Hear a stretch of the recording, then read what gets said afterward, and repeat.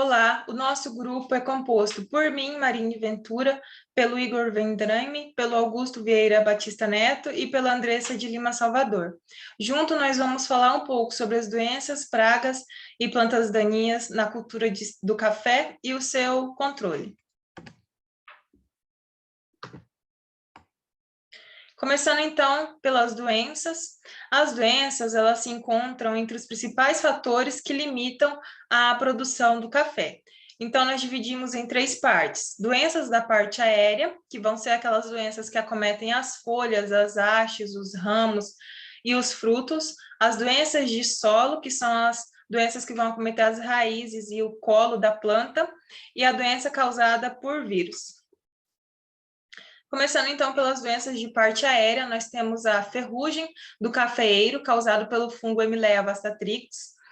Essa doença já foi considerada uma epidemia global e pode comprometer até 35% da produção nacional.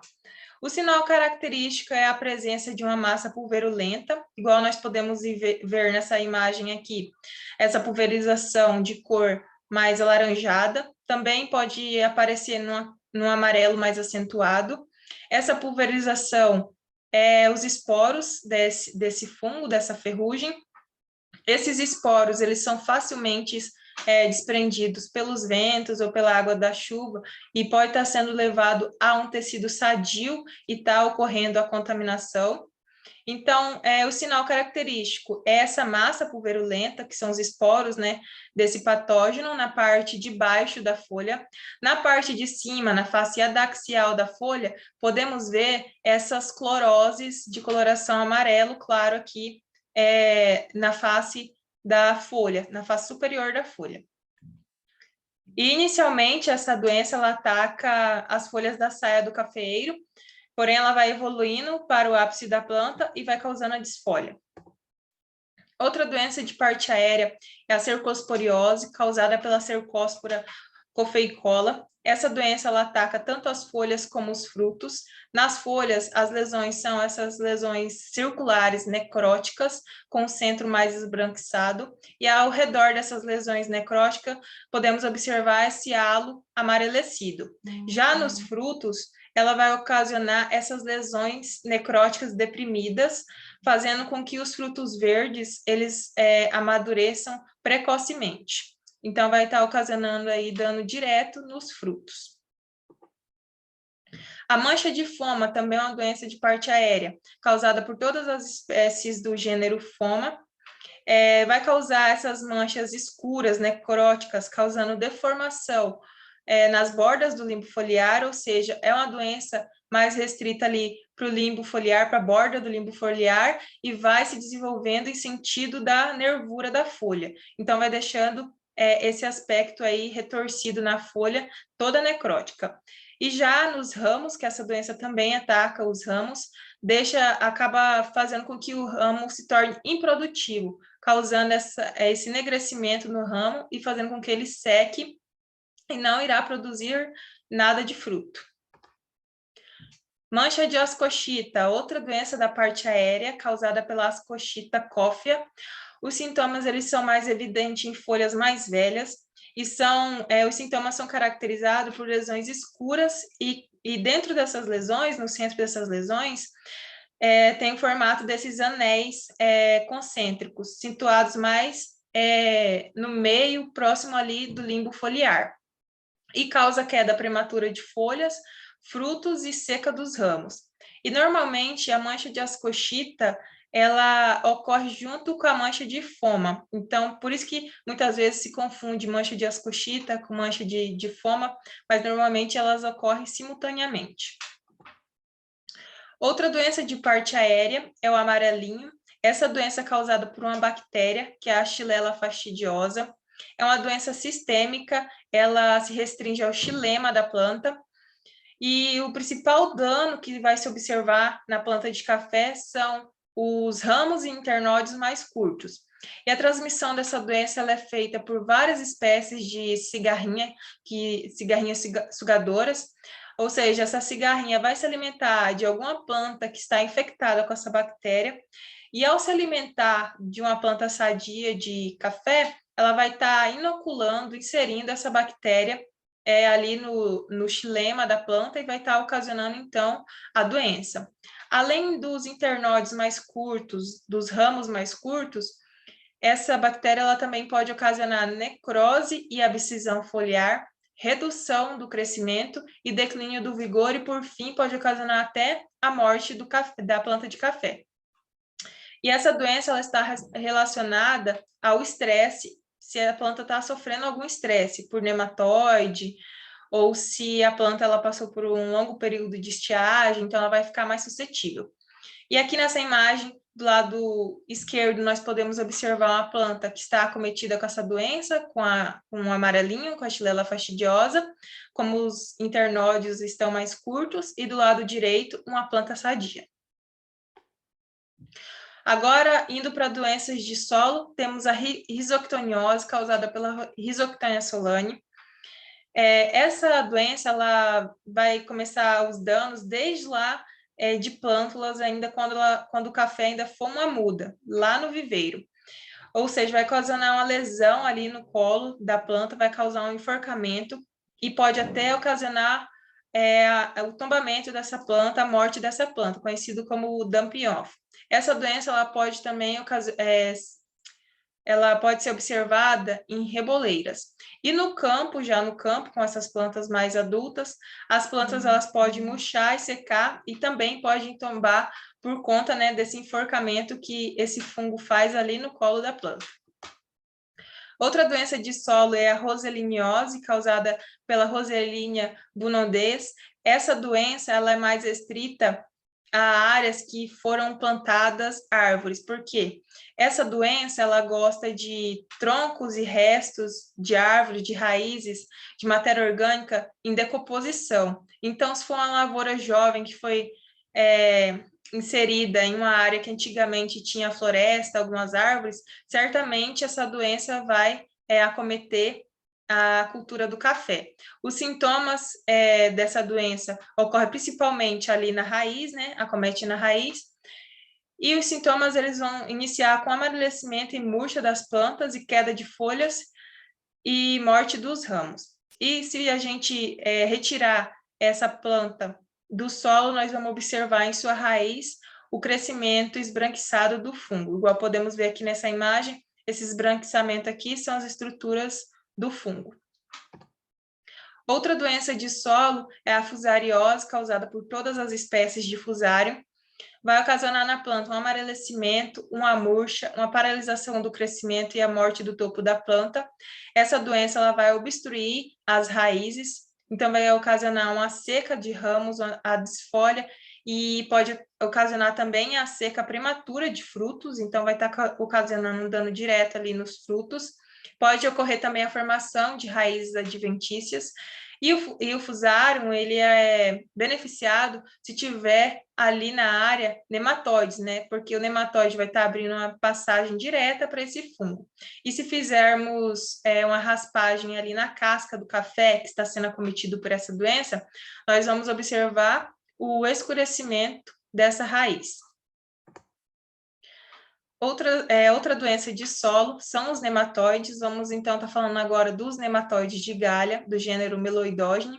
Todas as espécies de nematóide de galha pode estar ocorrendo aí na cultura do café, porém as espécies de Meloidogene exígua, elas não são a mais agressiva, porém são as espécies que mais dá prejuízo nessa cultura. E, por outro lado, o Meloidogene incógnita e o Meloidogene paranaense, apesar de eles ocorrerem em menor frequência, eles são mais graves, são mais agressivos nessa cultura. Então, o sintoma característico dos meloidógenes é essa formação de galha nas raízes, que vai estar obstruindo a passagem de nutrientes, de água e de minerais para o resto da planta. Os nematóides de lesões também é possível atacar a cultura do café, que são os gêneros de pratilênicos. No Brasil, as principais espécies são o pratilênicos coffea, e o pratilênicos brachiurus e o pratilênicos jaene. Após a penetração nas raízes, os nematóides eles vão se nutrir das células do parênquima cortical e vão estar ocasionando o escurecimento dessas raízes. Então, aqui na imagem, nós podemos ver que é uma planta que vai tornar-se amarelecida, menor, menos produtiva, e já nas raízes, aqui nessa primeira raiz, podemos ver uma raiz saudável. Já essas demais foram as raízes acometidas pelo pratilênicos, raízes escurecidas, mal desenvolvidas. E em relação às plantas também, elas ficam menores, mais suscetíveis a ataque até de outras doenças. E a última doença, que é uma doença causada por vírus, que é a mancha anular do cafeeiro, que é causada pelos vírus Coffee ringpost vírus. O vetor desse vírus é um ácaro, o Brevipalpus poenicus.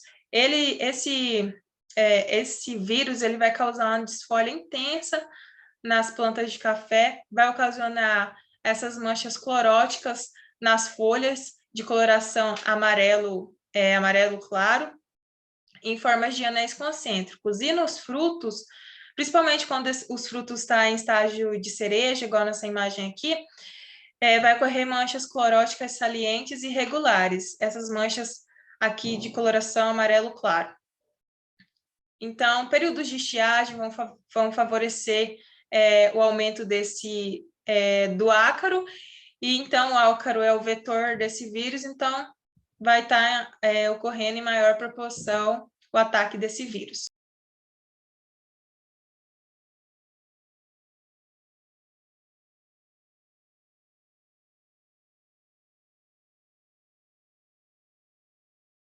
Bom, quando a gente pensa nas pragas voltada para o café, a mais importante é o bicho mineiro, seguido pela broca e os nematóides, né, de ocorrência no café. E existem pragas secundárias que também vão atuar, como os ácaros, as cochonilhas, cigarrinhas, lagartas, mas essas acabam tendo um menor impacto sobre a cultura. As condições mais comuns que vão agravar a praga no café, no cafezal ali, na cafeicultura brasileira, é principalmente o clima seco, né, com baixa umidade, alta insolação e altas temperaturas, o que vão favorecer principalmente o ataque do bicho mineiro de ácaros e a sua reprodução, né, seu aumento de população. Também lavouras muito desadensadas, sombreadas ou com um lado sombrio, faces sombrias, pode estar proporcionando um ambiente melhor, principalmente para as brocas.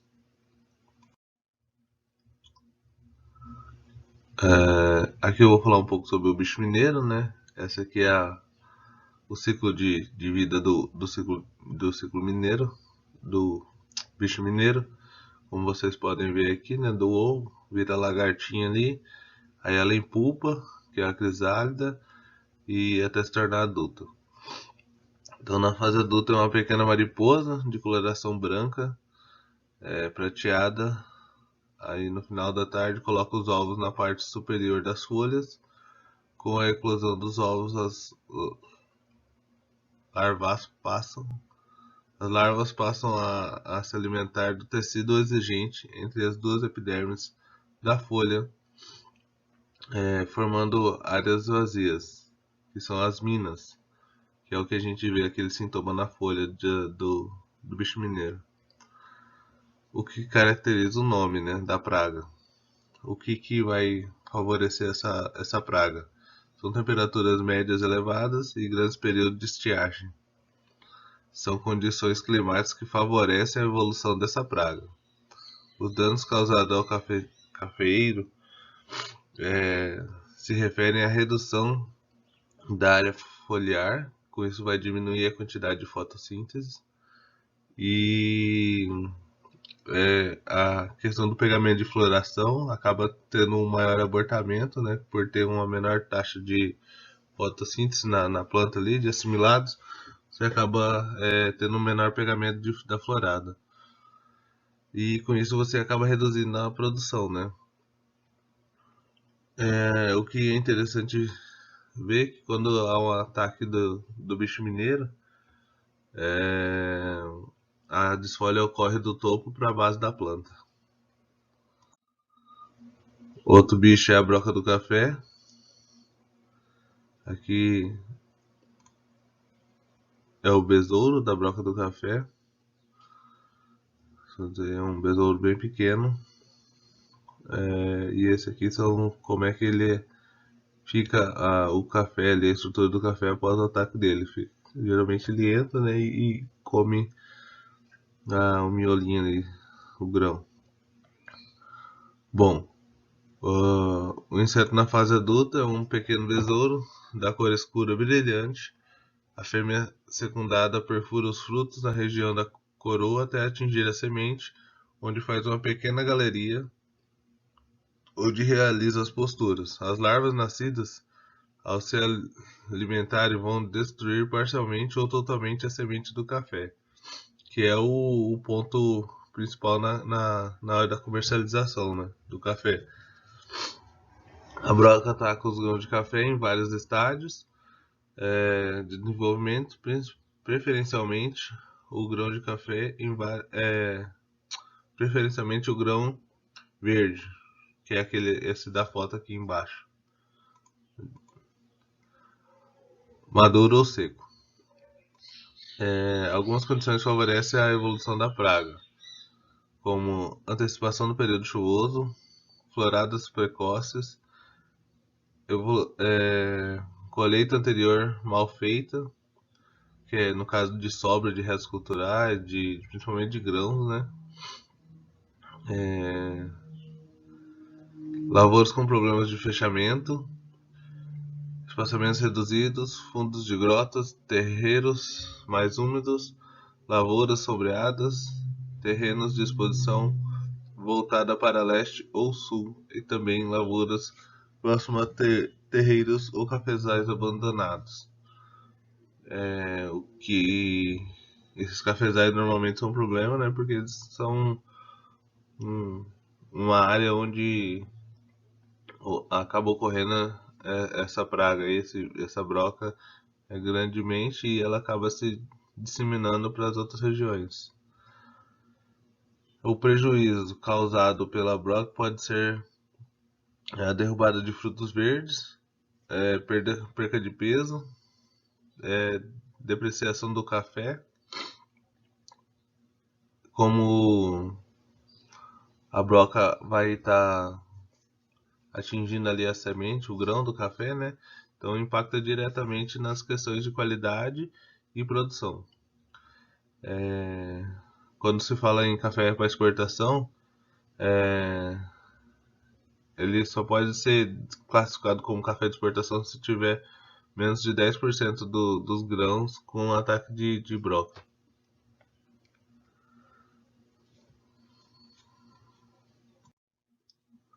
Outra praga são as cochonilhas. Aqui eu linkei 4 cochonilhas. A gente tem aqui a primeira, a parda. Essa daqui é a de Candélia. Essa aqui é a cochonilha branca. E essa daqui, a de placa. Bom, elas atacam esporadicamente cafeeiros sob condições climáticas favoráveis. Os ataques dessa praga são sempre localizados, nunca atinge toda a lavoura, né? Mas quando ela ataca, né, ali aquele ponto onde ataca, ela é bem agressiva. As cochonilhas verdes e pardas são encontradas nos ramos de folhas novas ao longo das nervuras principais. A cochonilha da raiz também é uma outra praga interessante de se destacar. Ela ataca a raiz dos cafeeiros em pequenas reboleiras de peste pela lavoura, aumentando rapidamente rapidamente se medidas de controle não forem efetuadas a tempo. Sua ocorrência é mais facilmente percebida nos meses mais secos do ano, que é quando a planta normalmente sente mais, né? Ela apresenta maiores sintomas. O ataque causa amarelecimento da planta, semelhante ao ataque de nematóides, e a existência de uma fenda no solo em montes de terra ao redor do tronco, por onde ocorre o trânsito de formigas que vivem em simbiose com essa praga e promove o alastramento do ataque aos cafezeiros e vizinhos. Então essa praga sempre vai estar associada a formigas, né? Então você tem que fazer o controle ali delas para estar evitando danos.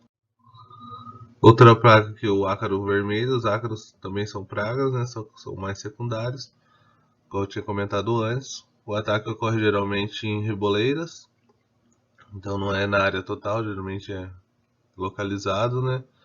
As plantas atacadas se apresentam com as folhas de coloração bronzeada, sem brilho, observando-se finas teias de tecidos na face superior da folha.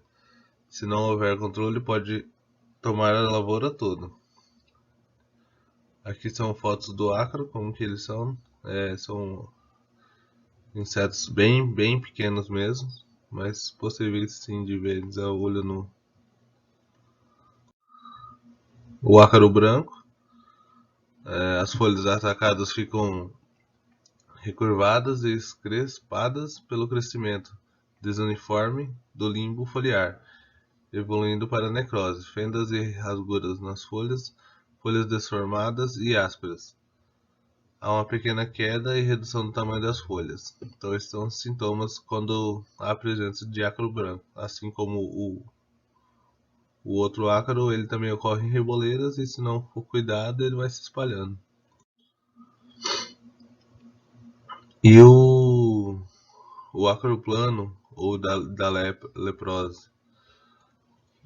Este ácaro é um vetor de patógeno da mancha anular, causado pelo vírus Coffee Ringospot vírus, o Corcivis. Aqui são sintomas na foto de baixo aqui dessa mancha angular na folha do cafeeiro. As folhas aparecem manchas cloróticas em formas de anéis concêntricos e manchas estreitas, alongadas junto às nervuras, que podem ficar necrosadas. Então a tendência é essas manchas aqui ficarem necrosadas e com o tempo elas acabarem caindo as folhas, derrubando as folhas. Nos frutos essas manchas se tornam deprimidas e a deformação do pericarpo, parecendo lesões em forma de cortiça. Esse aqui, a foto de cima é o ácaro da leprose. Também é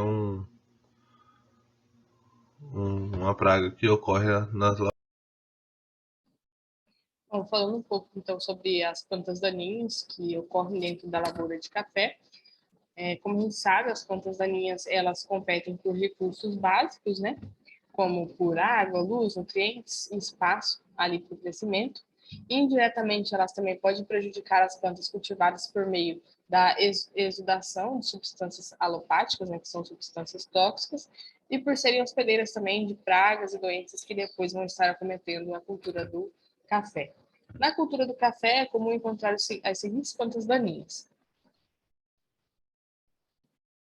a buva, que é bastante conhecida, né? Ela é uma planta anual que se reproduz por sementes, e a buva ela é uma planta resistente ao herbicida glifosato. A gente também tem a frequente presença do picão preto, que ela é uma espécie de folha larga, preocupa por ser resistente também ao glifosato.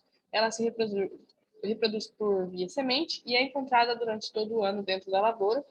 E suas sementes são facilmente dispersas por animais, por máquinas e também por ser humano. O capim marmelada, também frequentemente encontrado, ele é uma planta anual e atinge até 1 metro de altura, vegeta bem em praticamente todos os tipos de solo que sejam férteis e minimamente úmidos. A trapoeraba é outra planta com elevada capacidade competitiva por recursos como água, luz, nutrientes. Ela pode interferir também na fisiologia das plantas cultivadas, diminuindo a fotossíntese e o potencial produtivo ali dos cultivos. A tiririca, ela é uma daninha perene, muito agressiva, e se reproduz por tubérculos. E por ela se reproduzir por tubérculos, ela é considerada uma daninha de difícil controle, né? Para ser controlada com herbicidas. A guanchuma também, frequentemente encontrada. Poaia branca, é uma planta anual, possui folha larga e se reproduz via semente. Ela é hospedeira de pragas e doenças que afetam o cafeeiro. O capim amargoso é uma planta daninha que deve ser controlada no cafezal para que se evite perdas na produção e facilitar também o manejo da cultura, como operação de colheita.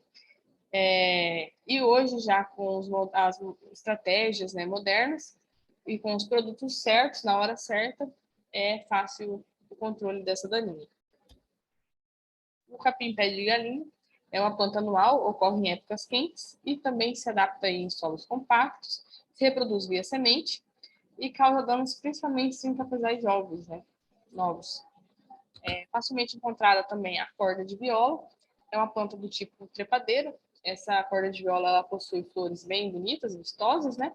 E a reprodução dessa planta ocorre via semente e ela pode vir causar sombreamento dentro do cafezal e também atrapalhar algumas operações, como a colheita e a pulverização. A gente também encontra a erva quente, ela é comum em lavouras anuais, ela é hospedeira de alguns nematóides.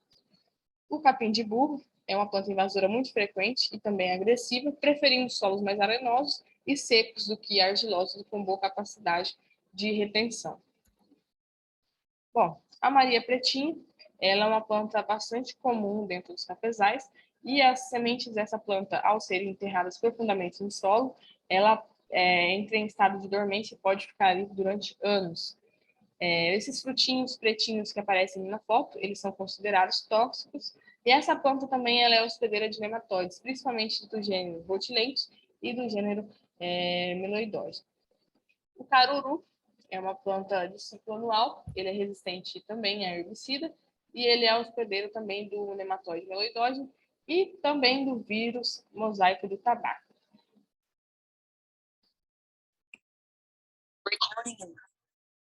Bom, pessoal, dando continuidade, vou estar falando um pouco agora sobre o controle de doenças e entrando com métodos culturais e métodos químicos. Inicialmente, os métodos culturais, as práticas que podemos realizar são as rotações de cultura, o uso de cultivares resistentes e o uso de produtos no tratamento de semente, servindo também como manejo preventivo antes de entrar com a cultura em campo. E também a adoção de podas e desbrotas, como a gente vê na imagem ao lado ilustrada. A vantagem de utilizar essa adoção de podas e desbrotas é eliminar os galhos e os talinhos que estão já infectados com a doença logo no início e na fase de desenvolvimento inicial da doença, você removendo a parte doente da planta. Então isso faz com que você evite com que a doença se prolifere durante toda a planta, atingindo também as partes comerciais, principalmente os grãos. Então, é muito importante utilizar essa prática, mas essa prática deve ser mais certa, usada em áreas menores.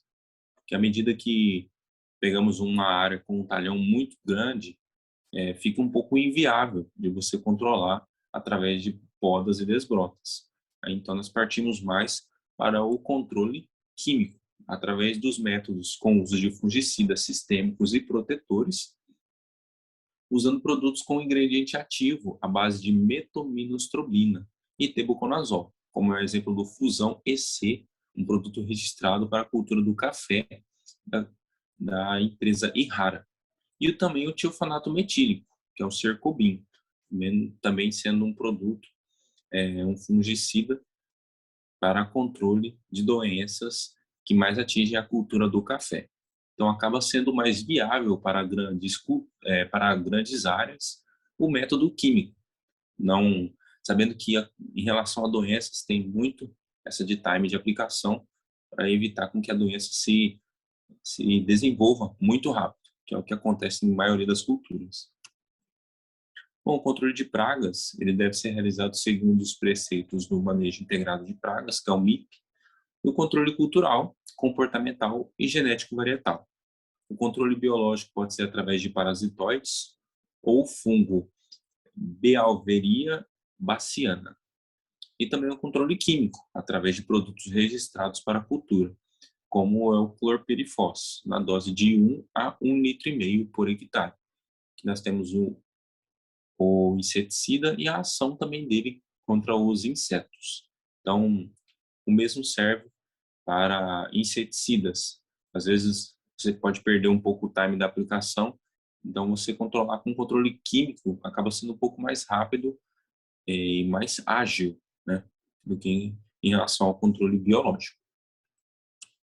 E também aqui o controle de plantas daninhas, que pode ser realizado através de métodos físicos, como o uso de cobertura morta no solo, também como inundação, os mecânicos, através do arranquio manual ou uso de equipamentos através do efeito físico, e também o controle cultural, com usar condições ambientais que promovam o crescimento da cultura, tendendo a diminuir os danos por plantas daninhas, de modo que a cultura vai crescer e vai fechar a rua e vai trazer um sombreamento para a cultura, a planta daninha, evitando com que ela se desenvolva e vai competir com ela por espaço, água, nutrientes, etc.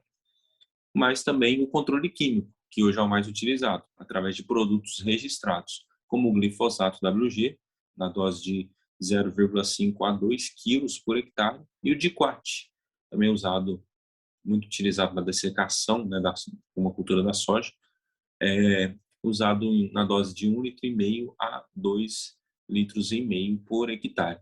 Aqui ao lado nós temos as imagens ilustrativas, como a capina manual, também utilizado em áreas menores, a roçada mecânica também, mas aí os produtos químicos, como o diquat e o glifosato WG, utilizados já em grandes áreas, que trazem um controle maior e mais rápido para as plantas daninhas. É isso, pessoal. Essas são as nossas referências e agradecemos a atenção de todos. Obrigado.